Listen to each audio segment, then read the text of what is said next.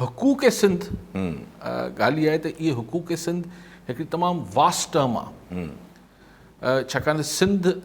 जी हिकिड़ी सिंध मतिलबु माण्हू सिंध जा न सिंध छा आहे ठीकु आहे जेको सिंध रहे थो त ऐं सिंध जी जेके पंहिंजा रिसोर्सिस आहिनि मिसाल सिंध माना सिंधू दरिया उनजो पाणी जी हा ठीकु आहे उहो हक़ु पीपल्स पार्टी कीअं वठी ॾींदी सिंध खे जेको सिंध हुकूमत जे ख़िलाफ़ ई कनि पिया जेको लॉन्ग मार्च कनि पिया त सिंधू दरिया जो पाणी त federal government IRSA water and power industry चवां वाटर एंड पावर मिनिस्ट्री आहे त इंडस्ट्री लेकिन बहरहाल मिनिस्ट्री लाइकवाइज़ गैस ही जेके फेडरल सब्जेक्ट्स आहिनि लाइकवाइज़ अगरि पैसा कटिजी वञनि था हिकिड़े ई धक में 30 अरब रुपया सिंध जा कटिजी वञनि था उहो फेडरल गवर्नमेंट आहे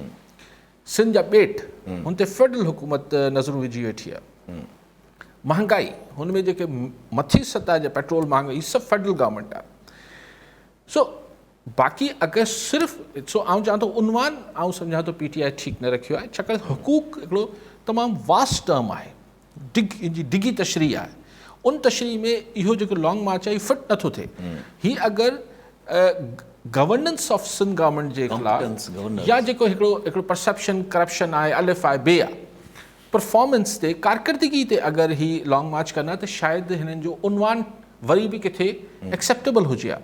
हुकूक सिंध PTI घुरे पई सिंध गवर्नमेंट खां सिंध लाइ हीअ ॻाल्हि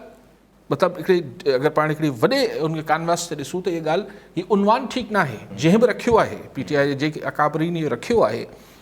उहो शायदि कराची या इस्लामाबाद बि किथे वेठल आहिनि हुननि खे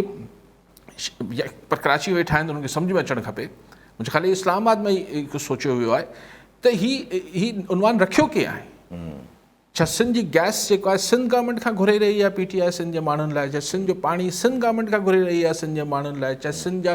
पैसा जेको नाणो कटिजे पियो वफ़ाक़ में उहो सिंध गवर्नमेंट खां PTI घुरे रही आहे सिंध जा ॿेट जेके आहिनि उहे अली ज़ैदी पाण हुनजी मुखालफ़त करे पियो उन मिनिस्ट्री जो आहे त कंहिंखां घुरणु वञे पियो मतिलबु हुकूक छाकाणि हुकूक सिंध जा